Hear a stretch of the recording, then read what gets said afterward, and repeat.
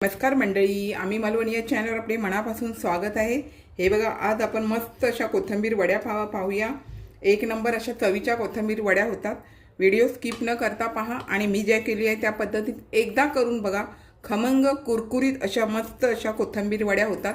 चला तर मग आपण हा रेसिपी पाहायला घेऊया। नमस्कार मंडळी, चला तर आज मी मस्त आपणास खमंग कुरकुरीत आणि सुगंधित अशी कोथिंबीर वडी करून दाखवणार आहे। त्यासाठी मी कोथिंबीर धुवून व्यवस्थित पाणी निथळून घेतलेलं आहे आणि आपल्याला आता ही बारीक कट करायची, ती मी बारीक कट करणार आहे। सुरीने कट करा किंवा तुम्ही विळीवर कट केलात तरी चालेल। आता मी ही कट करून घेणार आहे। तर वडीमध्ये घालण्यासाठी काय माहिती आहे, आपल्याला आलं लसूणची पेस्ट वगैरे नाही करायची आहे। मी काय करणार आहे, त्यासाठी बघा एक लसणीचा कांदा घेतलेला आहे, आल्याचा मोठासा तुकडा घेतलेला आहे आणि हे जवळजवळ 6 हिरव्या तिखट मिरच्या घेतल्या। मसाला वगैरे काय काय वापरणार आहे तसं आपण बनवणार ना, तशा प्रकारे हे करून घेणार आणि मी कटरमधून हे व्यवस्थित असं बारीक करून घेणार। तुम्ही खलबत्त्यात कुठलात तरी चालेल। आता मी हे कटरमधून चांगलं क्रश करून घेते आणि कोथिंबीर बारीक करून घेते आणि मग आपण पुढची प्रक्रिया करूया। हे बघा, अशा प्रकारे असेल ना तर तुमची कोथिंबीर वडी खमंग कुरकुरीत अशी लागणार। असं कटरमध्ये बारीक करा, जसं सुरीने जमलेल तसं पण बारीक केलात तरी चालेल। तर चला आता आपण पुढची प्रक्रिया करू। आता आपण हे बघा, कोथिंबीर मी मस्त अशी कटरमधूनच बारीक केली, टाइमपास करत बसली नाही, पटकन होऊन जातं। आणि आता हे पण कटरमधून मस्त मिरची, आलं एखादा तुकडा राहिला तर काढून बाजूला ठेवायचा। कटरमधून असं चांगलं मस्त असं क्रश करून घ्यायचं। तुमच्या दाताखाली आलं ना तर खायला खूप छान लागतात। अशा पद्धतीमध्ये खमंग कुरकुरीत कोथिंबीर वडी करून बघा। तर आता आपल्याला काय लागणार आहे, ह्याच्यामध्ये आता मी तीळ घेतले, थोडे तीळ आपल्याला ह्यामध्ये घालायचे, बाकीचे आपण वरती नंतर ताटावरती घालायचे। हळद घेतलेली आहे, 1 चमचा हळद, 1 जुडी कोथिंबीर होती, 3 चमचे लाल तिखट मसाला, जरी मिरची घातली तरी थोडा मसाला घाला, एवढा काय तिखट नसतो। आणि आता ओवा घेतलाय। ओवा आपल्याला हाताला चण्याचं पीठ वापरतो ना, त्याच्यामुळे गॅसेसचं प्रमाण असतं, त्याच्यामुळे थोडासा ओवा हा वापरायचा। तर आपल्याला हा ओवा घातलेला आहे। हे बघा, आपण वाटण केलेलं नाही तर मी कसं अळूवडीमध्ये वगैरे धना जिरा वगैरे वाटून घेते।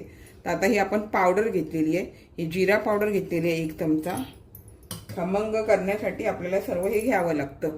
हे धना पावडर घेतलेली आहे 1 चमचा, हिंग घेतलेला आहे आणि चवीनुसार मीठ घेतलेलं आहे। आधी थोडं घाला, तुम्हाला जर थोडंसं उपवास नसेल तर जरासं पीठ आपण खाऊन बघून मग बघायचं मीठ लागलं की नाही, ते मग नंतर घालता येतं।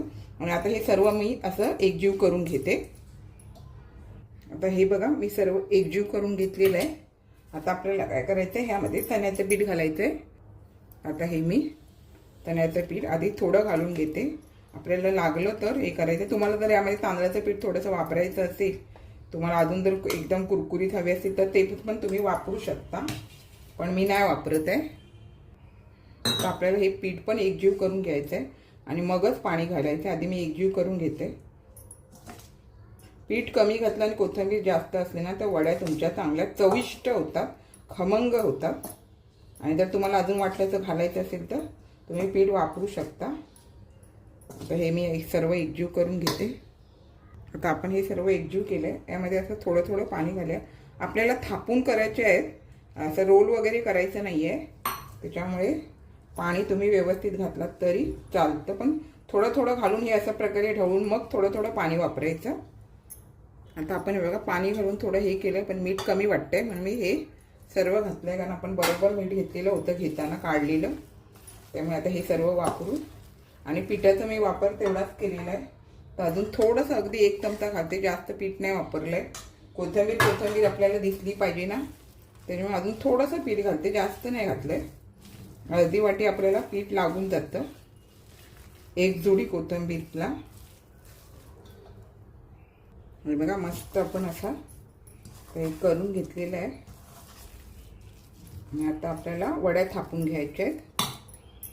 हे बघा, आता ह्या ताटाला मी हे तेल लावून घेतलेलं आहे 4ही दिशेने। आता आपल्याला ह्याच्यामध्ये असं खालून पण असं जरासे तेल टाकायचे, थोडे म्हणजे दोन्ही बाजूनी टाकून घ्यायचे। आणि आता आपल्याला हे जे बॅटर आहे ते ह्यामध्ये ताटात घालून घ्यायचं आहे। आता आपण हे ताटात हे बॅटर घालून घेतलं आहे, आपल्याला सभोवती सर्व पसरून घ्यायचं आहे। तुम्हाला जाड पातळ काय करायचे त्यानुसार करून घ्यायचे. आता हे मी सर्व असं अशा प्रकारे पसरवून घेते. आता हे बघा मी सर्व पसरून घेतले. आता आपल्याला वरती पण असं थोडे थोडे असे ते घालून घ्यायचे. आतमध्ये पण घातलेत आपण, खाली पण घातलेत आणि असे वर पण. चांगली चव येते घातली गेली ना काय ती. आणि हे बिना पॉलिशचे तिळाला चांगली अशी चव येते. आता आपल्याला हे गरम पाण्याच्या टोपावर ठेवायचं आहे. ते बघा आता आपण ह्या खाली पाणी टोपात आधी तापत ठेवलेलं आणि मग आता ह्याच्यावरती हे ताट ठेवून दिले आणि अशा प्रकारे मी हे झाकून घेते. आणि मग 25-30 मिनिटं आपण ठेवून द्यायचं किंवा 20 मिनिटं झालं का बघायचं. नाही झालं तर परत 5-1 मिनिटं ठेवून द्यायचं. मंडळी आता आपलं हे छान असं वाफवून घेतलंय आणि अगदी 15 मिनिटच झालं, कारण आपण चण्याचं पीठ कमी वापरलंय. कोथिंबीर जास्त असल्यामुळे ते लवकर वाफलं झालं. आता अशा प्रकारे एक जोडीचे 2 ताटं होतात. हे दुसरं पण मी अशाच प्रकारे वाफवून घेते आणि नंतर हे फ्रीजमध्ये ठेवून थंड करून मग आपल्याला वड्या पाडून घ्यायच्या. रूम टेम्परेचरवर जरी तुम्ही ठेवलात तरी चालेल, पण फ्रीजमध्ये लवकर जर तुम्हाला हवे असतील तर फ्रीजमध्ये ठेवायच्या. मंडळी छान असं थंड झालेलं आहे. कोथिंबीर असल्यामुळे कसं हिरवं हिरवं गार झालेलं आहे. जास्त कडक होऊ देऊ नका, नाहीतर काय माहिती कापताना थोडासा प्रॉब्लेम होऊन जातो. तुम्हाला काय छोट्या मोठ्या काय करायच्या असतील तशा ह्या कोथिंबीर वड्या कट करून घ्या. आता मी ह्या कट करून घेते सर्व.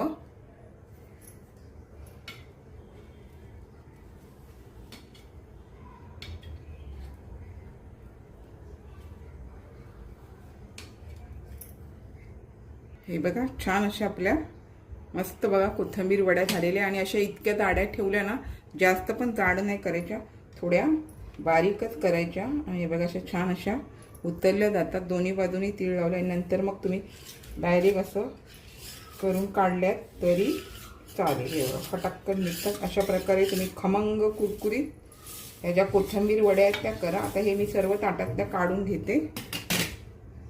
हे बघा छान अशा मी मस्त कोथिंबीर वड्या कट केलेल्या आहेत. आणि आता तुम्हाला जेवढ्या पाहिजेत तेवढ्याच खायच्या असतील तर तेवढ्याच फ्राय करून घ्यायच्या. बाकीच्या तुम्ही डब्यामध्ये स्टोअर केलात ना तरी 8-8 दिवस चांगल्या राहतात. तर आता मी ह्या थोड्याशा तुम्हाला फ्राय करून दाखवते आणि मस्त खाऊन तुम्हाला दाखवते. खमंग कुरकुरीत कोथिंबीर वडी तयार झालेली. बघा आपलं तेल तापलेलं आहे. तेल तापल्याच्या नंतर ना मी आता थोडा गॅस बारीक केला आहे, कारण व्यवस्थित भाजले गेले पाहिजे त्याच्यामुळे. आणि अशा प्रकारे आता हे मी मस्तपैकी फ्राय करून घेते. जेवढे तुम्हाला खायचे तेवढेच फ्राय करून घ्यायचे. एक बाजू झाली थोडीशी की मग पलटी करायची. आणि मी गॅस बघा आता स्लो आणि फास्टच्या दरामध्ये केलेलं आहे, फास्ट गॅसवरती करत नाही आहे.